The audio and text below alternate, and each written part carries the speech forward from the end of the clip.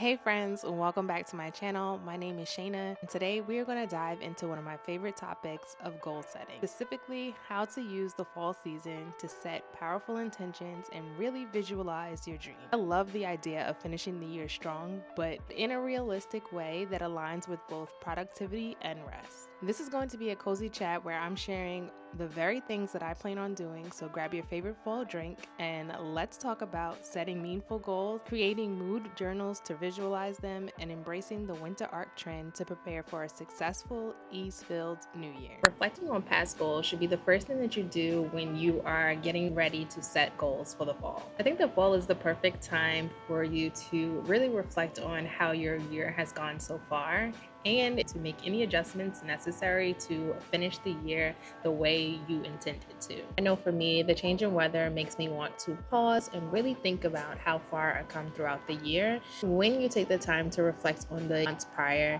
you are giving yourself a chance to review what are the things that actually worked, what didn't work, maybe change some of the ways that you approached your goals. With the change in weather, you may want to pause and take the remaining 3 months of the year to rest, but you can also be very intentional about incorporating both pause, rest, and some form of productivity in order to accomplish certain goals. Journaling can help you pinpoint the areas in which you excelled in and where you need to make some adjustments. You can ask yourself questions like, what progress have I made? And what goals did I abandon and why? This moment of reflection will not only allow you to realign with your current goals, but also set the foundation for new goals and intentions for the beginning of the new year. When it comes to setting meaningful intentions, it's really about getting clear on what matters the most to you right now. What your top 3 things are that you want to focus on for the rest of the year, and prioritizing those things so you don't feel overwhelmed with trying to accomplish everything at once. For me, I'm going to focus on my health, my family, and my business goals during this time of year. Remember, your goals don't have to be massive in order to be meaningful. Now let's talk about the winter arc trend. It's something that's been floating around, and honestly, I think that I can get behind it. If you're not familiar, the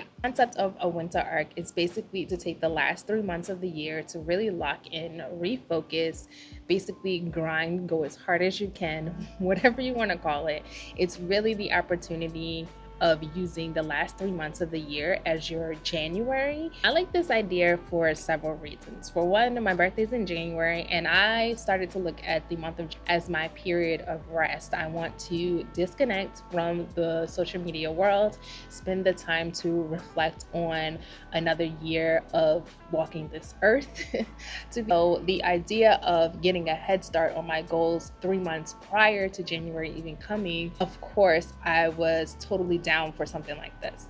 I also like the idea of a winter arc because essentially during the colder months, during the winter time, we're at home a lot, and to be able to eliminate those distractions of going out, meeting up with friends, and using that time to really lock in, focus, maybe develop a new skill, practice on current skills, and to build habits just seems like a better way of using your time in the last 3 months of the year.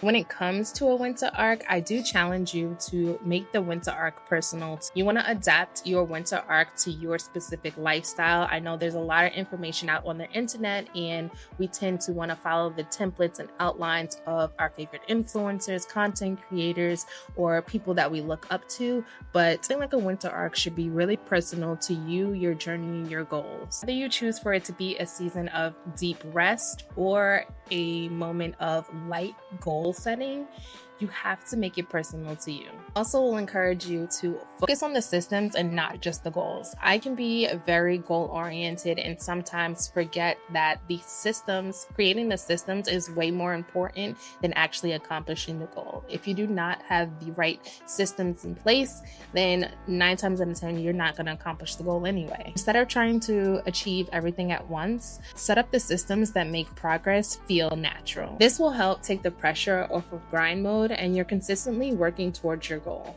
You also should remember to prioritize self-care as a part of productivity. Rest is just as important as hustle, so you want to make sure that you're scheduling in periods of rest during your day. That can be a 20-minute walk or 10 minutes of quiet time.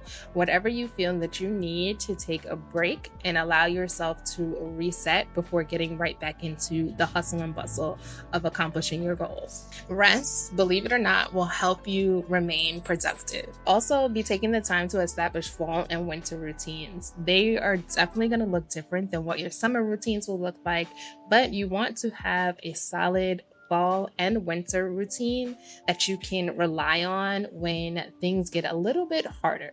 As the weather gets colder, I know for me, my workout routines definitely change. I will no longer be looking to go on morning runs because I do not enjoy being cold. So I need to be prepared for when the weather shifts, and I will know exactly how I'm going to transition my outside morning runs into a morning run on the treadmill, and create a daily routine that balances productivity and rest. It can include morning devotional, midday break for recharging, and evening self-care moments like journaling or reading.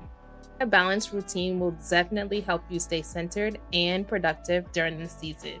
The topic of mood boarding can be pretty controversial, but most people like to create a visual representation of their goals. Some people like to create physical mood boards, while others lean more towards digital. I like to create a physical mood board as well as the digital version, and I keep a mood board journal so that I could document my progress, the ups and downs, the success and failures that I was experiencing working towards the goals that I had chosen for the year. And also creating a digital version, which I saved as the screensaver on my devices that I used every day, was a great way for me to continue to be inspired and stay aligned with my goals. All should be a time to reset, and when we approach it from a place of balance, we can actually be more productive and aligned with our purpose. If you've made it this far in the video, I truly appreciate you.